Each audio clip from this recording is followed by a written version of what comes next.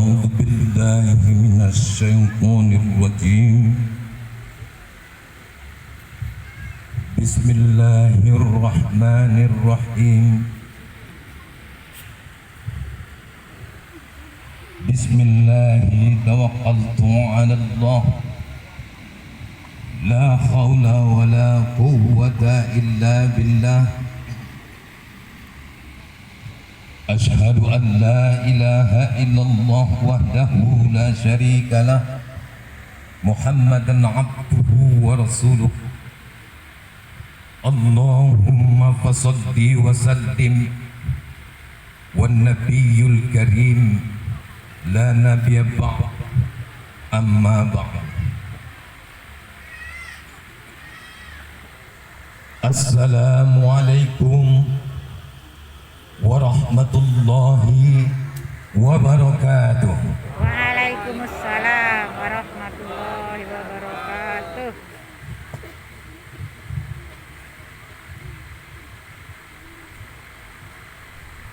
Kehadiran Allah jualah. Puji syukur kita sampaikan. Karena apapun aktivitas yang kita laksanakan setiap harinya, hingga detik ini kita bisa berkumpul bersama, kesemuanya itu tidak bisa terlepas daripada inayah dan ridho Allah. Maka kita sebagai hamba, supaya menjadi hamba yang abdan syakir, maka pantas dan wajarlah bagi kita untuk mengucapkan hamdalah. Alhamdulillah.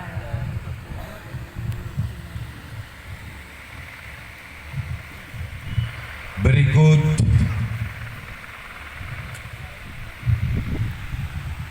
selawat beriring salam sama kita sanjungkan kehadiran Nabi serta Muhammad sallallahu alaihi wasallam. Kiranya syafaat ini sampai nanti, sampai kepada kita di yaumil mahsyar kelak. Amin. Amin ya rabbal alamin. Pertama, Al-Mukarram, Tuan Guru silsilah ke-36 yang juga turut hadir bersama kita, para alim ulama, tokoh masyarakat,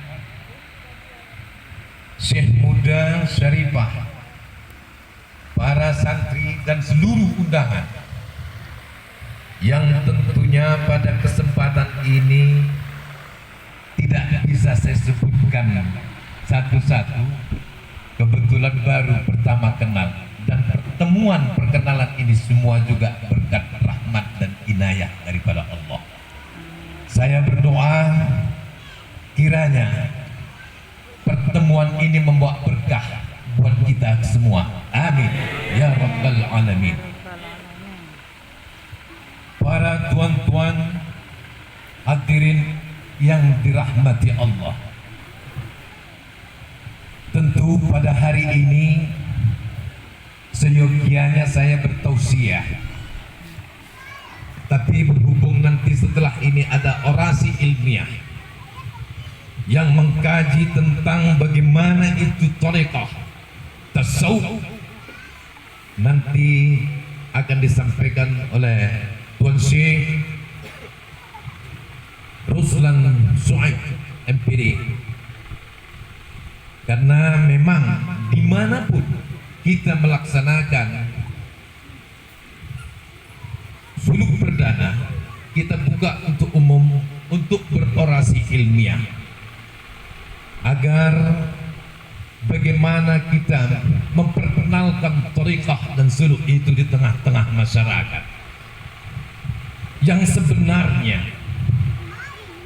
thariqah dan suluk itu sebetulnya bukan barang baru, khususnya di Indonesia.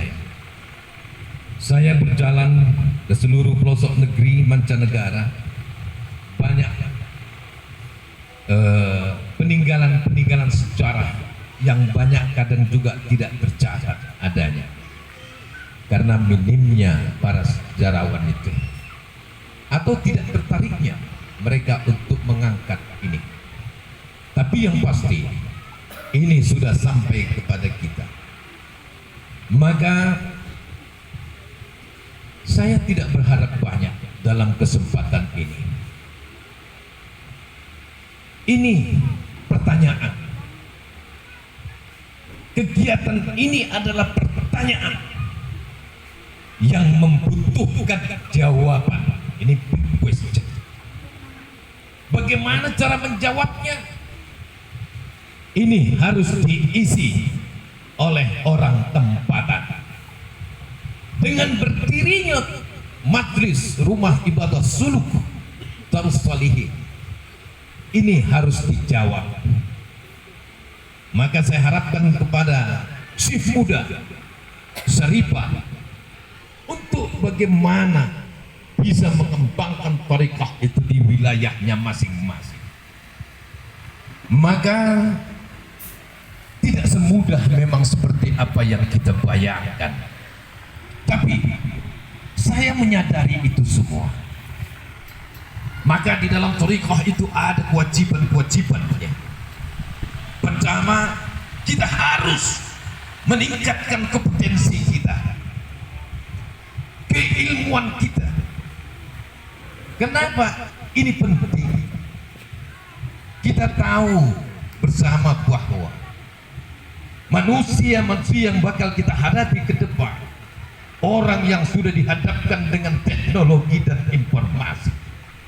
Kalau kita sebagai pendai hanya stagnan pada pendidikan yang ada, ini namanya salah kita di dalam menerjemahkan apa yang dibilang Allah dalam Al-Quran. Fastabiqul khairat, berkontestasilah kamu, berakselerasilah kamu di dalam Islam, di dalam iman, di dalam ihsan. Tidak bisa kita, darah, aku cukup di Islam saja, sembahyang saja, dah, ini stagnan. Maka dibutuhkan kepada tuan-tuan Syekh Muda Syarifah, tingkatkan kompetensi kita agar menjawab perkembangan itu. Karena perkembangan itu sendiri tidak bisa kita jawab dengan duduk-duduk santai, tapi menjawab perkembangan itu dengan ilmu pengetahuan. Ini saya terapkan itu. S1 itu wajib bagi khalifah, S2 itu bagi Syekh Muda. Kenapa? Jangan kita hadir tapi kita tidak menjawab di mana kita ada itu. Maka sering di mana saya bertausiah saya sampaikan hal yang penting ini, karena ini memang basicnya. Pertama, eksistensi kita ada dulu kita di dalam thariqah itu. Kalau kita berbicara di luar dari thariqah itu, sama kita berbicara perubahan, tapi kita di luar sistem yang ada, tidak bisa itu berbuah. Harus masuk ke dalam sistem. Maka juga saya minta kepada di mana-mana pun sudah saya anjurkan, dan itu sudah terjadi. Harus masuk yang mempunyai kompetensi, punya kesempatan masuk dalam partai, masuk dalam dunia politik, eksekutif, legislatif, yudikatif. Ini alhamdulillah anak kita sudah ada juga dari ketua fraksi Nasdem Kabupaten Batubara, berdiri pukul 5. Hadir ikut dulu.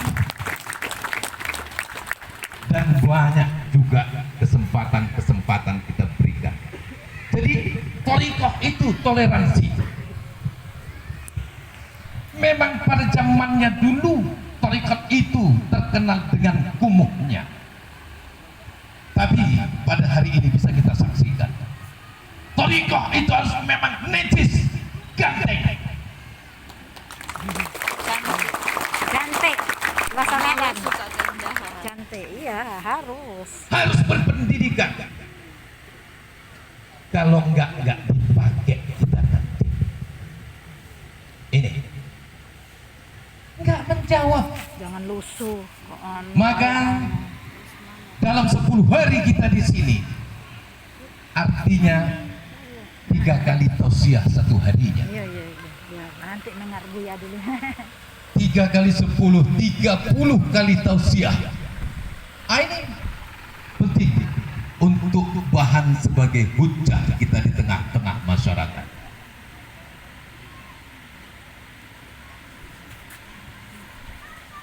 Karena sekarang ini kita tahu banyak tumbuh Awas air. paham-paham yang kadang kita sendiri pun bingung paham itu tumbuh dari mana. Iya. Siapa yang menjawab ini? Membuat bingung orang. Udah. Harus kita, Thariqah itu harus mampu tampil. Maka saya Salah pikir masuk. semua, kebetulan kesempatan ini para pejabat-pejabat di seluruh provinsi, khususnya di Indonesia, ini semua sahabat kita. Saya membangun sinergitas antara umara ulama. Maka banyak syekh muda kita yang sudah masuk kepala dinas ini, ada di DPR ini penting supaya dia bisa berbuat di lingkungan dia. Maka kuncinya pertama eksistensi, ada dulu kita di dalam thariqah itu. Eksistensi dulu kita. Kedua, ada kita tapi kita harus punya value, nilai. Ada kita di tengah masyarakat tapi tidak punya nilai. Ini jadi sampah daripada masyarakat. Ini jadi urusan nanti. Maka kita eksistensi, ada kita di tengah masyarakat. Yang kedua, kita harus punya value. Value itu dari mana? Ini dia pendidikan spiritual, intelektual, sehingga terbangun emosional. Untuk menciptakan ulama al-akifun al-ulama bukan hal yang mudah seperti apa yang dibayangkan. Butuh by proses. Semua butuh by proses. Tapi kesabaran itu akan menjawab apa yang menjadi cita-cita dan keinginan kita semua. Amin.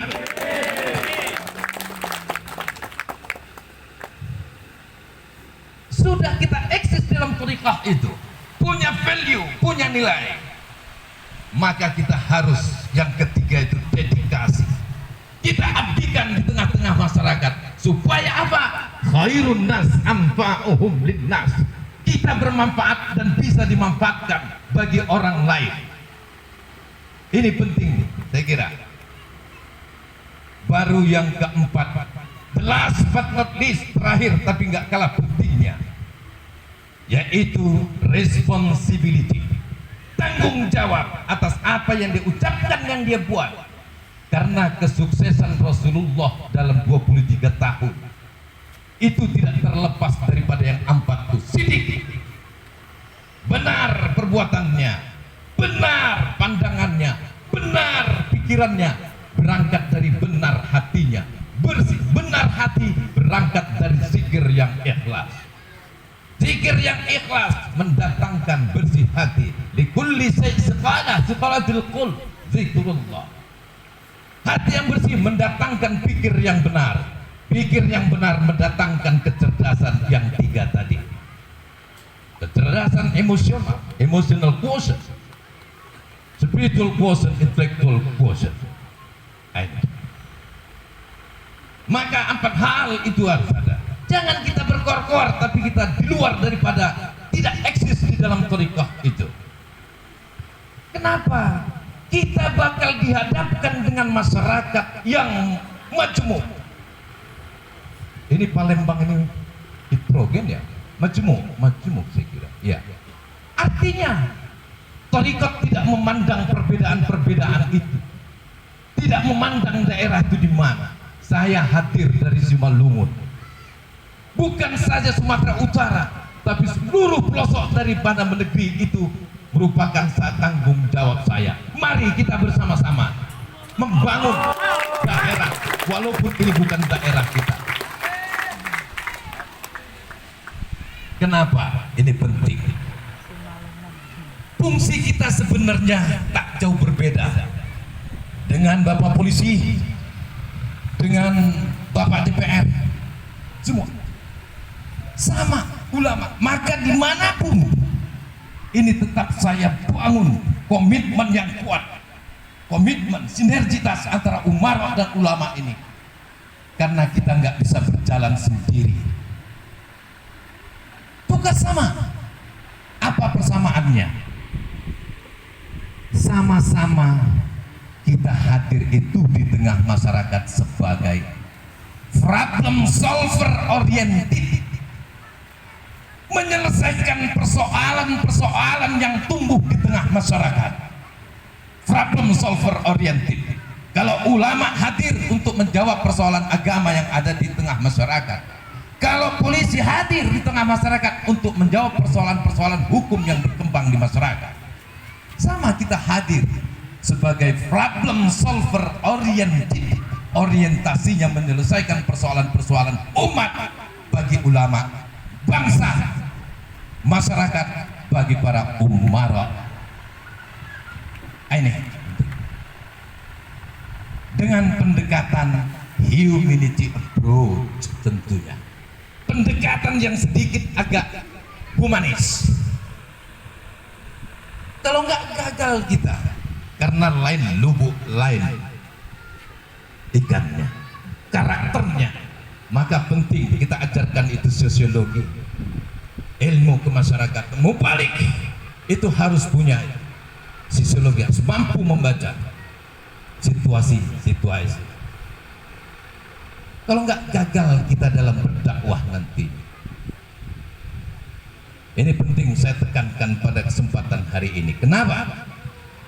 Supaya ini kita bisa aware, menyadari dengan sebenar-benarnya betapa pentingnya perkembangan thariqah itu di tengah-tengah masyarakat di Indonesia, khususnya di mancanegara umumnya, dengan infrastruktur masing-masing. Gak mungkin kita mengembangkan thariqah ini di Australia. Ini sudah ada jemaah kita di Manchester United, di Paris. Tentu infrastrukturnya itu bahasa kendalanya. Ini saya memang ya 1, S2, S3 bahasa Inggris, tapi juga bahasa-bahasa lain itu saya pelajari. Ini pentingnya, itu tanggung jawab kita semua. Siapa yang bakal menyampaikan itu? Ini tanggung jawab kita semua. Tidak terlepas daripada semua itu. Berat ini beban ke depan. Tapi insya Allah itu semua jadi ringan kalau kita bersama Allah. Saya se-Indonesia ini sendiri jutaan umat ini dengan problem dan masalahnya. Tapi saya tidak terbebani ini, tidak terbebani dengan kesemua itu.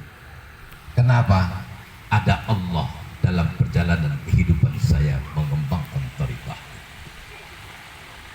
Ini coba bagaimana perkembangan thariqah ini ke depan. Berangkat dari sini saya menilainya. Bekerja atau tidak ini mesin, saya bisa nilai dari jumlah hadirnya pada yang akan datang itu. Ini semua bergerak. Kalau dia yang di bisnis, yang di DPR, yang di eksekutif, yang di semua. Di Medan itu kita sudah buat fasilitas akomodasinya untuk dokter-dokter, untuk dosen-dosen, untuk militer yang paling banyak di Medan. Dari Polda, dari Brigif, dari dosen-dosen itu semalam baru masuk lagi Purek 1, Purek 2, Purek 3 pembantu rektor. Kenapa? Ini memang sudah zamannya. Wes wayai, udah zamannya. mau kemana lagi dan apa lagi? Kita harus tonggakkan sejarah itu di dalam kehidupan. Ciri-ciri orang besar meninggal, pasti dia meninggalkan sejarah dalam kehidupannya. Ada orang besar meninggal, nggak meninggalkan sejarah. Bung Karno, siapa lagi? Imam Bonjol, Wali Songo. Apa yang harus kita tinggalkan sejarah dalam kehidupannya? Kalau guru saya sudah banyak dibangun, saya sudah banyak. Harus kita tinggalkan sejarah. Tapi mudah-mudahan semua itu terjawab. Yang penting kita jangan lepas daripada mutu itu. Itu yang saya buat. Al-ahzu bil haqa'iq wal ya'zu min minal halaik. Berpegang teguh kepada satu kebenaran dan berpaling daripada kepalsuan. Banyak sekarang yang palsu-palsu tuan tampil. Banyak yang palsu-palsu tampil. Yang benar-benar diam saja. Maka beginilah jadinya. Maka Thariqah itu hadir di Palembang. Bagaimana agar kebenaran itu yang palsu itu hilang, kebenaran itu muncul. Ini sama. Bagaimana agar ini bisa kita realisasikan? Ini kerjasama yang baik harus diciptakan antara kita semua. Sinergitas kita bangun. Kiranya Palembang, provinsi Palembang ini bisa menjadi provinsi yang religi, sebenar-benar religi. Amin ya rabbal alamin.